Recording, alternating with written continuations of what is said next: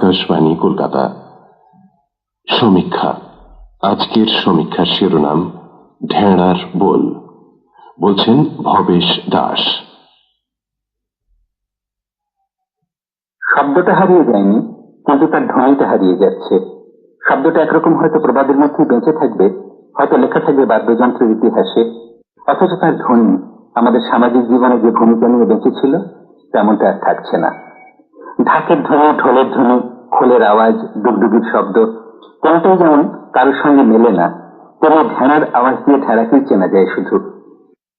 সরকারি বেসরকারি সব জায়গা থেকে তাদের ডাক পড়তো। সরকারি বিজ্ঞপ্তি, জমিদার বাড়িতে বা রাজবাড়িতে নেমন্তন্ন, ব্যক্তিগত বা কোনো সংগঠনের উৎসব, অনুষ্ঠান, যাত্রাপালা, বস্ত্র বিতরণ, গায়েগঞ্জে, খোলা মাঠে, সাদা পর্দা খাটিয়ে বায়োস্কোপ, সবকিছু মানুষকে জানানোর জন্যই ঢেঁড়া চাই। আগেকার দিনে অনেক ক্ষেত্রে বিশেষ পোশাকও নির্দিষ্ট ছিল ঢেঁড়াদারদের। কোনো কোনো অঞ্চলে ঢেঁড়াদারদের পিঠে পোস্টার বা সাইনবোর্ড ঝোলাতে দেখা গেছে। কিন্তু যবে থেকে লাউড স্পিকার এসে গেল প্রবল বিক্রমে, তখন একটু একটু করে তাদের দিন ছোট হয়ে যেতে লাগলো। এখন তো ইলেকট্রনিকের যুগ, চাইলে বোতাম টিপলেই মুহূর্তেই যেন খবর ছড়িয়ে যাচ্ছে চারিদিকে। FM বেতার, টিভি, স্থানীয় কেবল টিভি, ইন্টারনেট, ওয়েবসাইট, এখন তো গোটা দুনিয়ার খবরের ঢেঁড়া পেটানোর কাজ করে দিচ্ছে এইসব মাধ্যম।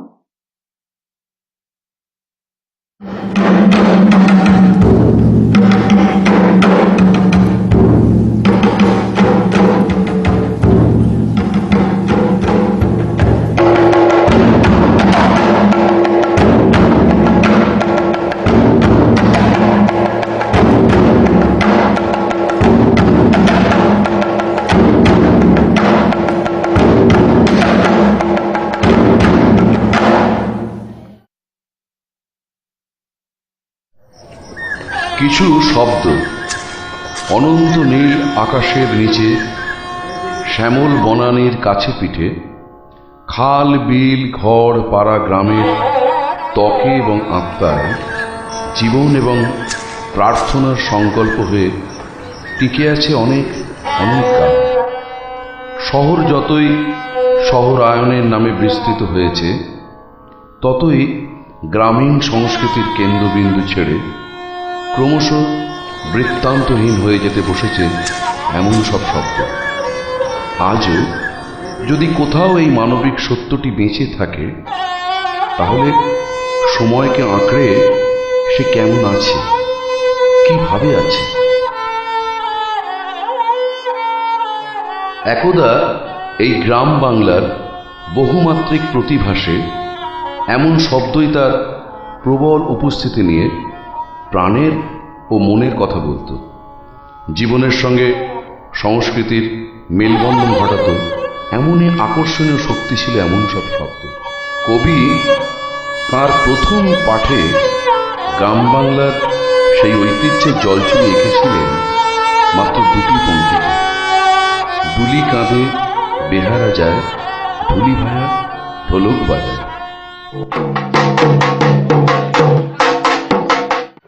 আগামী 10ই মে কাস্টসান্ডা শিবতলার স্কুলে ভোট হবে গো।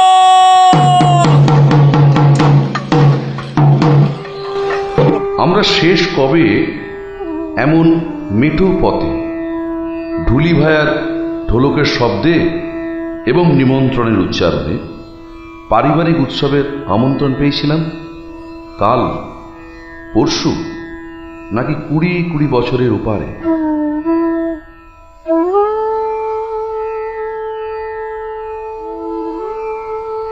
গণমাধ্যম কথাটিকে বছরের পর বছর আমরা যে অর্থে ব্যবহার করেছি, গ্রাম বাংলার পথে পথে এই ঢেঁড়ার শব্দই তাকে দিয়েছিল অমরতা। শহরের কথ্য ভাষায় ঢেঁড়া কিন্তু আজও বড় সংবেদনশীল শব্দ।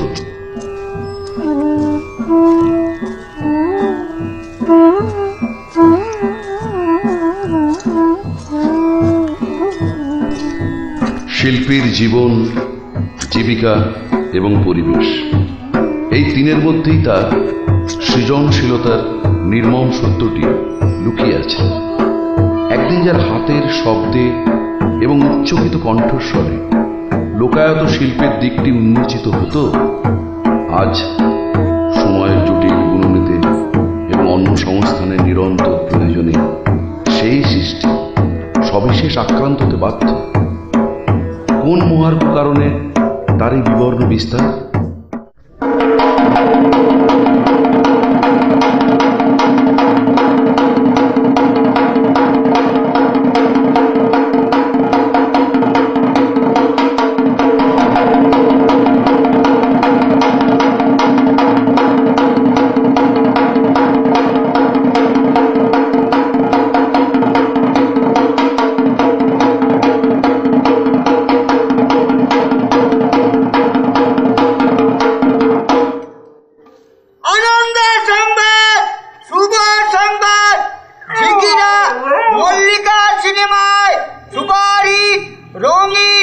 বাংলা ছবি চলছে সঙ্গী সঙ্গী সুপারহিট রঙিন বাংলা ছবি। অভিনয় করছেন জিৎ, শিলাজিৎ, প্রিয়ঙ্কা, অনিমা, রঞ্জিত মল্লিক, আরো অনেকে। প্রত্যহ 3টি করে সিনেমা শো চলছে। বেলা 1:30টায়, বিকেল 4:30, সন্ধ্যা 7:30টায়। মনে রাখবেন, টিকিটের মূল্য 6 টাকা, 8 টাকা, 10 টাকা। সুপারহিট রঙিন বাংলা ছবি চলছে ঝিকিরা মল্লিকা সিনেমায় সঙ্গী সঙ্গী সঙ্গী। সকলে দেখার মতো বাংলা ছবি সঙ্গী। আসুন, প্রাচীন গণমাধ্যমের এক কুশীলব গণেশ হাজরাকে চেনাই। গণেশ বিশ্বায়ন জানে না, নগরায়ন বোঝে না। ও জানে কেবল একটি বিদ্যের কথা, যে বিদ্যের নাম ঢেঁড়া রোগ। এই বিদ্যেটুকু নিয়ে একটা সংস্কৃতি গড়ে উঠতে পারে এবং তারই হাতের জাদুতে সেই সংস্কৃতি বাংলাদেশের গ্রাম জীবনের শেষ সত্য হয়ে বেঁচে থাকতে পারে, এ তথ্যটা কিন্তু অজানা।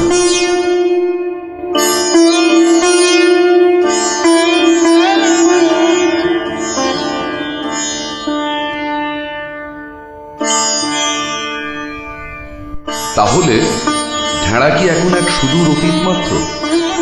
সময়ের কালক্ষেপে সংকট নামক এক প্রতিরোধহীন শক্তির মুখোমুখি সে।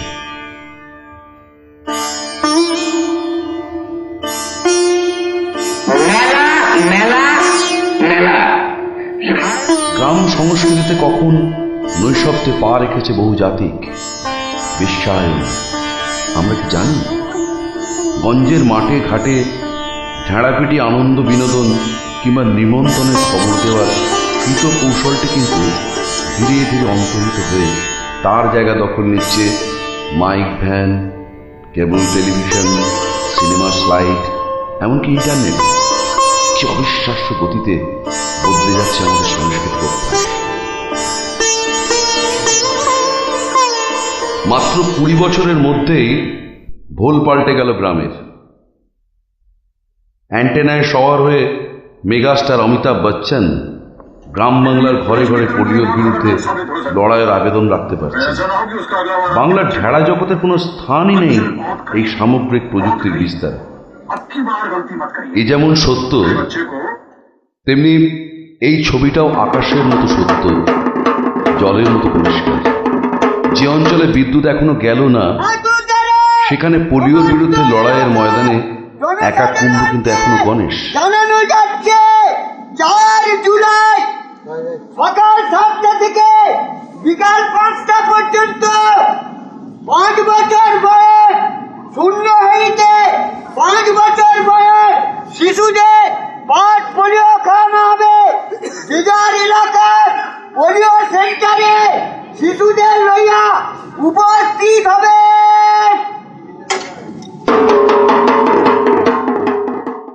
নগর কেন্দ্রিক জীবন বলবেন, যুগ বদলাচ্ছে, বদলাচ্ছে মানুষের সাংস্কৃতিক অভ্যাসগুলো। এই যে ঢোল বাজিয়ে খবর পৌঁছানো বা প্রচার করা, যাকে ঢেঁড়া পেটানো বলে, ঢ্যাটরা পেটানো বলে, অঞ্চল বিশেষে তার উচ্চারণের তফাৎ আছে। ঢোল শহরত বলে। এগুলো আমাদের দেশে খুব প্রাচীন পদ্ধতি, যে পদ্ধতিতে খবর পৌঁছনো। শহরত কথাটার মানেতেই শব্দটা হচ্ছে আরবি শব্দ। এই আরবি শব্দের মধ্যেই অর্থের মধ্যেই কিন্তু ব্যাপারটা এই রয়েছে। এটা ইংরেজিতে মানে হচ্ছে ওরা পাবলিসিটি, প্রচার বা কমিউনিকেট করা বা খবর পাঠিয়ে দেওয়া।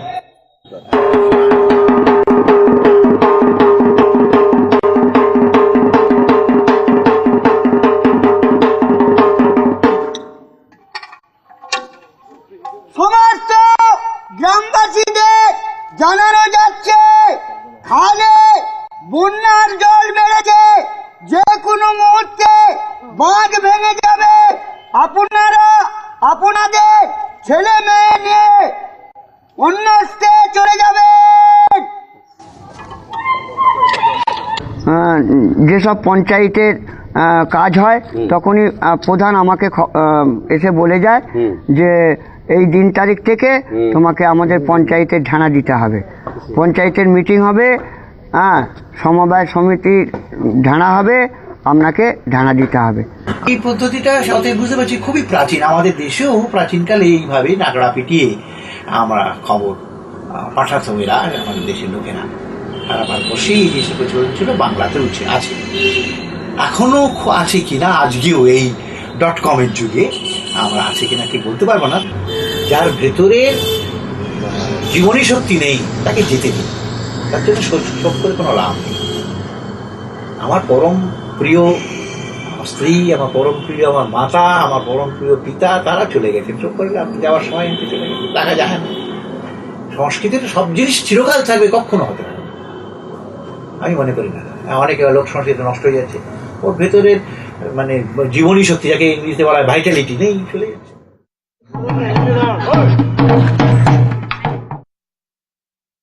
তাই ভোগবাদ মুক্ত বাজারের উদ্যত্ত আহ্বানের কাছে দেশজ বোধের প্রাধান্য ক্ষুণ্ণ হয় তো স্বাভাবিক।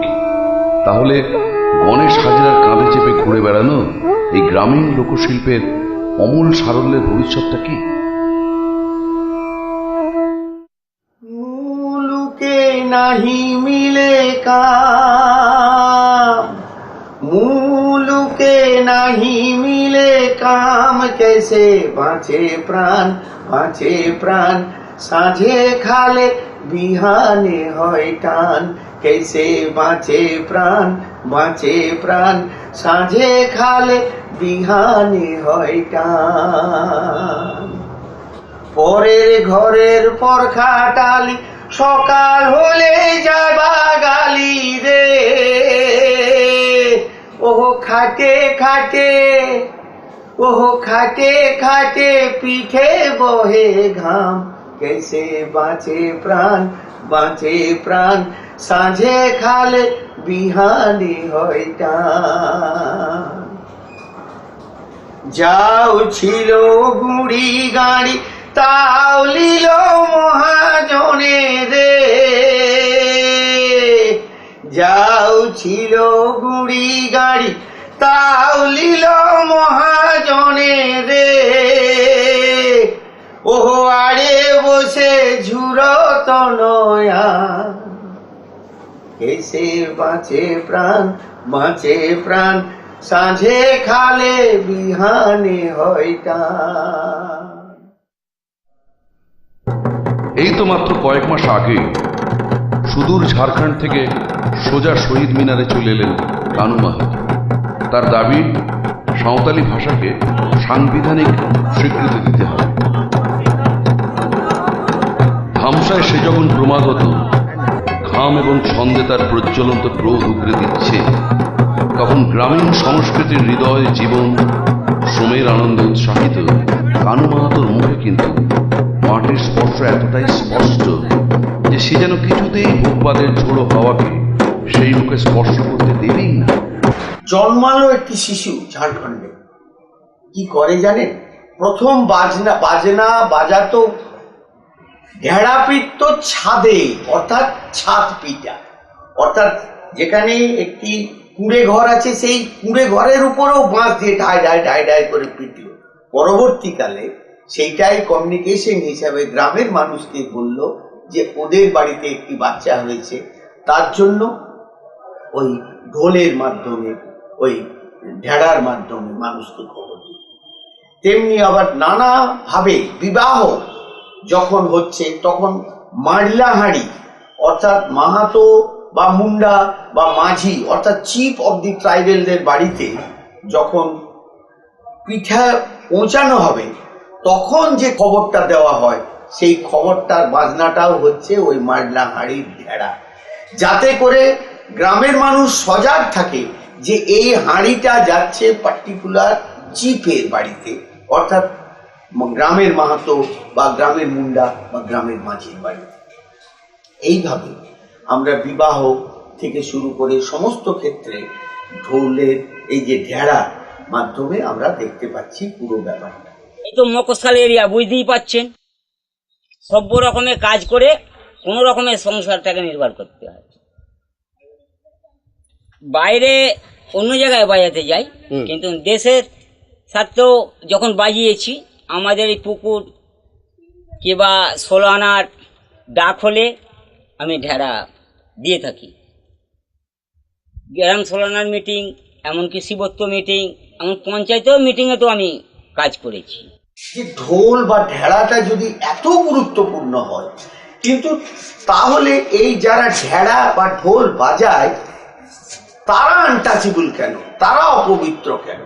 তো দারিদ্র এই যারা ঢেড়া বাজায়, যারা ঢোল বাদক, এই ডোম, মাহলি, মুচি থেকে শুরু করে মাহাতো, সাঁওতাল, মুন্ডাদের যারাই ঢোল বাজায় তারা এত দরিদ্র কেন?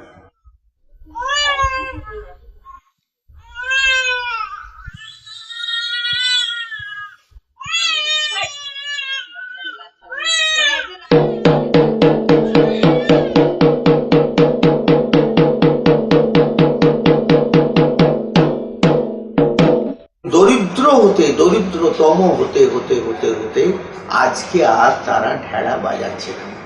এখন কি অবস্থা হয়েছে, গ্রামের মানুষ কাজ করার জন্য এই মানুষেরা দামহালিয়া হয়ে যাচ্ছে, অর্থাৎ হাওড়া, হুগলি, বর্ধমানে চাষ করতে ওরা চলে আসছে। শ্রমিক, কৃষক, ক্ষেত মজুরের গ্রাম বাংলায় কর্পোরেট মেধার বিরুদ্ধে গ্রাম্য মানুষের প্রথাগত লড়াইয়ে বাঁচবে কে? চিকিৎসা সংবাদ, ঝিকিরা বাজারে ডক্টর সুশান্ত রায় প্রত্যেক রবিবার গরিব লোকেদের চিকিৎসা করার জন্য, বিনামূল্যে চিকিৎসা করার জন্য ঝিকিরা বাজারে আসছে। প্রত্যেক রবিবার বিনামূল্যে চিকিৎসা করবে। যারা সকল রোগীদের উপস্থিত হওয়ার জন্য অনুরোধ করা যাচ্ছে। বিনামূল্যে ডাক্তার সুশান্ত রায় চিকিৎসা করবে। ঝিকিরা বাজারে আপনারা যোগাযোগ করবেন।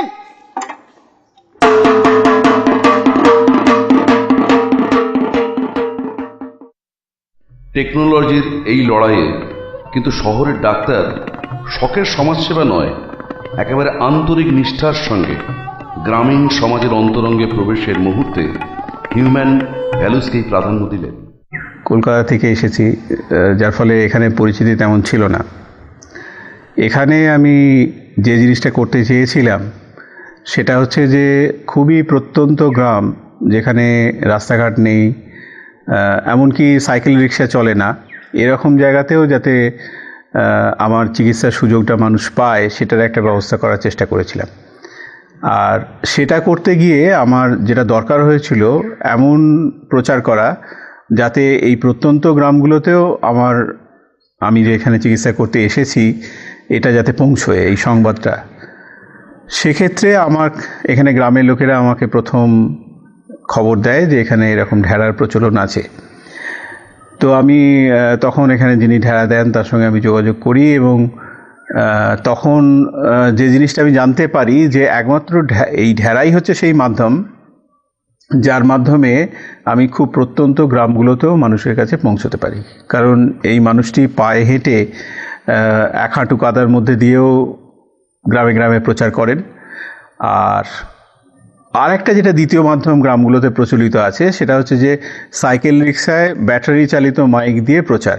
কিন্তু সেইটার অসুবিধা হচ্ছে এই যে একমাত্র পাকা রাস্তা কিংবা মোরাম রাস্তা ছাড়া অন্যান্য রাস্তায় যেহেতু সাইকেল রিক্সা চলে না, তাই দূরের গ্রামগুলো যেখানে রাস্তাঘাট নেই, মোরাম রাস্তাও নেই, সেই সব জায়গায় মানুষের কাছে পৌঁছতে গেলে সাইকেল রিক্সা করে সম্ভব নয়। সেই জন্য আমি প্রচারের জন্য মাধ্যম হিসেবে নিয়েছিলাম এই ঢেড়া। যদি ধরে নেওয়া যায় গ্রামীণ সংস্কৃতির এই সৃজনশীল ঐতিহ্যটুকু বাঁচানো জরুরি, তবে তো তা রাজানুকূল্য ছাড়া সম্ভব নয়।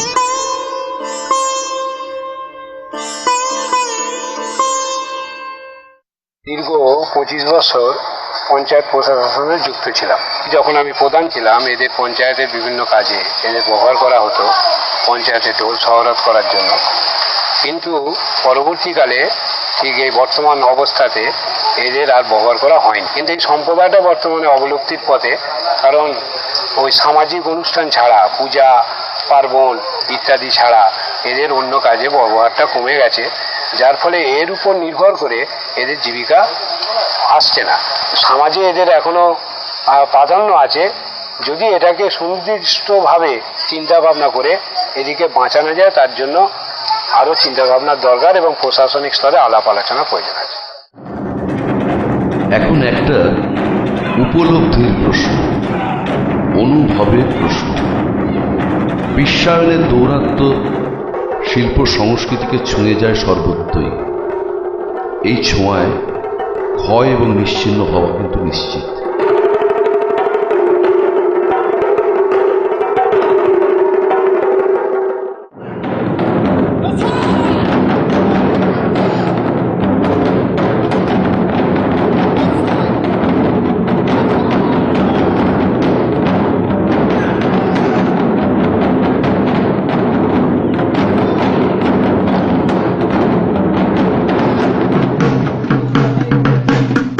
ঢেড়াবাজিয়ের দল দেশ এবং বিদেশের আঙিনা টপকে একটি মিলিত পরিবার, সাংস্কৃতিক বিপণনের বিপরীতে একটি ব্যতিক্রমী স্রোত। ক্রমশ ঘনায়মান বিশ্বায়নের আগ্রাসী অন্ধকারের মধ্যেও এরা কিন্তু চেষ্টা করছেন, পথ খুঁজছেন অতীত গৌরবের এই সৃজনী শিল্পকে কিভাবে বাঁচিয়ে রাখা যায়। ঢেঁড়াকে ব্যবহার করি আমরা। প্রথম হচ্ছে আমাদের গ্রাম সংসদের মিটিং বছরে দুবার হয়, একটা ষান্মাসিক, একটা বাৎসরিক। তখন আমরা ঢেঁড়ার দ্বারা সমস্ত গ্রাম জনসাধারণকে জানিয়ে দিই, ঢেঁড়াকে ব্যবহার করি। তবে অঞ্চল থেকে, গ্রাম পঞ্চায়েত থেকে প্রত্যেক বাড়ি কোনো না কোনো কিছু কাজে ঢেঁড়াকে ব্যবহার করা অবশ্যই হয়। ঢেঁড়াই হচ্ছে আমাদের একমাত্র মাধ্যম। ঢেঁড়া হবেই, সামান্য পারিশ্রমিক ওতে দেওয়া হয়, ও কিছুই নয় ওটা। আর যেটা গ্রাম পঞ্চায়েত থেকে দেয়া হয় তাকে একটা রোজ দেয়া হয়। হ্যাঁ, একটা রোজের দাম দেওয়া হয় 62 টাকা পয়সা সরকারি। হ্যাঁ, সরকারি যে নির্ধারিত যে এটা রয়েছে সেটা দেওয়া হয়। এই সিস্টেমটা কিন্তু আমি কিন্তু মনে প্রাণে এটাকে সমর্থন করি এবং আমি চাই যে এটা থাকুক।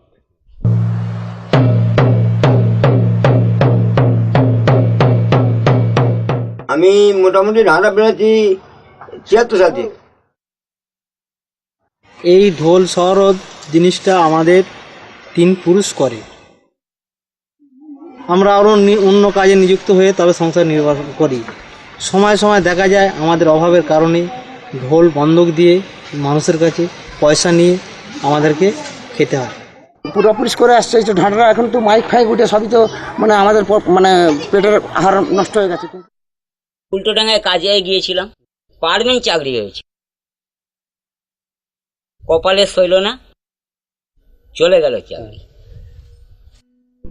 এক গভীর আত্মবিশ্বাস এবং ভালোবাসা নিয়েই ঢেঁড়া বাজানোর নিপুণতা অর্জন করেছিলেন এরা। আজও সেই নিপাট ভালোবাসা নিয়েই সীমাহীন দারিদ্র্যের মধ্যেও এরা আধুনিক প্রচার পদ্ধতির বিরুদ্ধে সুমহান ঐতিহ্যের লড়াই চালিয়ে যাচ্ছেন, মুখ বুঝে, নীরবে এবং নিঃশব্দে। যে কোনো ধ্বংসমুখীন গ্রামীণ সংস্কৃতির কাছাকাছি চিরকাল কয়েকটি শীর্ণ এবং অদৃশ্য জীবন স্রোত থাকে, থেকে যায়, যারা বহন করে প্রাণ ও বীজ। তবু তাবৎ অন্ধকার, অস্থিরতা, বিপন্নতা, বিকার, প্রলাপ এবং অসুস্থতার মধ্যেও কিছু শব্দ সুস্থতার পবিত্র সংকল্প নিয়ে বেঁচে থাকবে, স্পর্শ করে থাকবে সময়কে, সময়কালকে। আমি 20 বছর বয়স থেকে ঢেঁড়া বাজাচ্ছি। আমার বাবা আমাকে শিখিয়েছিলাম। আমি ভেবেছিলাম যে আমার সারা জীবনটা এই ঢেঁড়া বাজিয়ে আমার জীবনটা কেটে যাবে, আর কোনো কাজ করতে হবে না। তখন সময় ভালো ছিল, চতুর্দিক থেকে আমার এই ঢেঁড়ার ডাক আসতো, এই ঢেঁড়া বাজিয়ে আমার সংসার চলতো। কিন্তু এখন আর সেরকম ডাক নেই, ঢেঁড়ার কাজ অনেক কমে গেছে। আমার মনে হয় এই ঢেঁড়ার কাজটা শিখলে খুব ভালোই হয়। দেশের সাবেকি কাজ, এই কাজটা থাকলে অনেকের উপকার হয়। কিন্তু আমি মরে গেলে বাবু এই ঢেঁড়া দেবার মতো আর কেউ নেই। আমি আছি একা এই গ্রামে। গ্রাম বাংলার সংস্কৃতি জীবন নামক মানচিত্র থেকে এই সহজ সরল এবং মানবিক মানুষটি কিভাবে হারিয়ে যেতে পারে?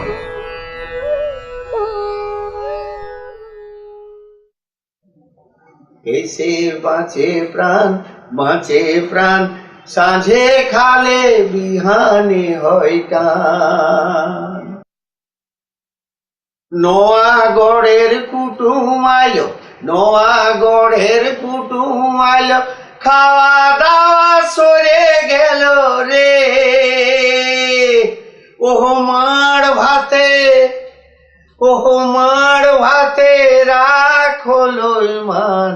এসে বাঁচে প্রাণ, বাঁচে প্রাণ, সাঁঝে খালে বিহানে হয় টান।